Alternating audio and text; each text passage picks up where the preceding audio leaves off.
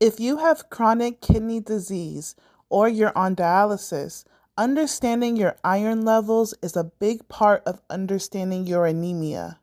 This is the next video in my Learn Your Labs series, and today we're breaking down iron, what it does, how it affects your hemoglobin, and what your care team is looking at. Let's start simple.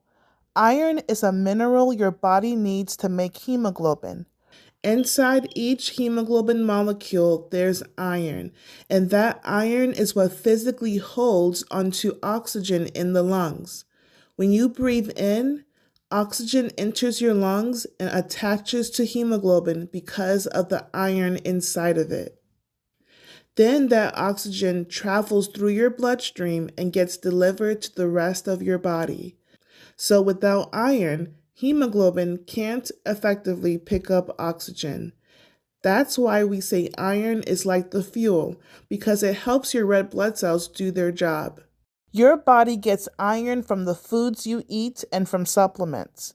It's absorbed in your digestive system and then used in your bone marrow to help make red blood cells. Your body also stores iron for later use, mostly in your liver. There are several reasons your iron levels can be low. One of the most common is blood loss.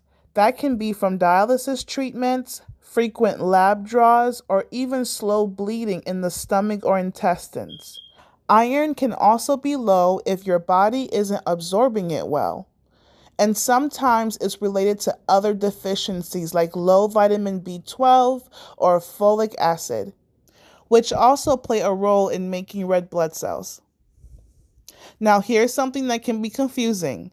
Sometimes your iron levels may look high, but that doesn't always mean your body is using it properly.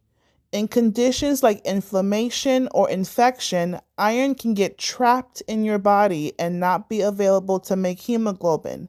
So your labs may look high, but your body still acts like it's low. There are also times when giving iron is not recommended. For example, if someone has iron overload or certain liver conditions, giving more iron can actually be harmful. That's why your care team looks at your full lab picture before deciding on treatment.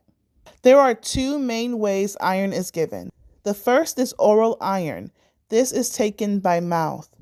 The second is IV iron. This is given through your dialysis treatment or through an IV.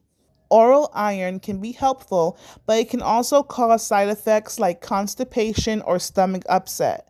Some forms are more gentle on the stomach, like slow release options such as slow FE. If you're taking oral iron, it's important to take it as directed and let your care team know if you're having side effects. For many dialysis patients, IV iron is more commonly used.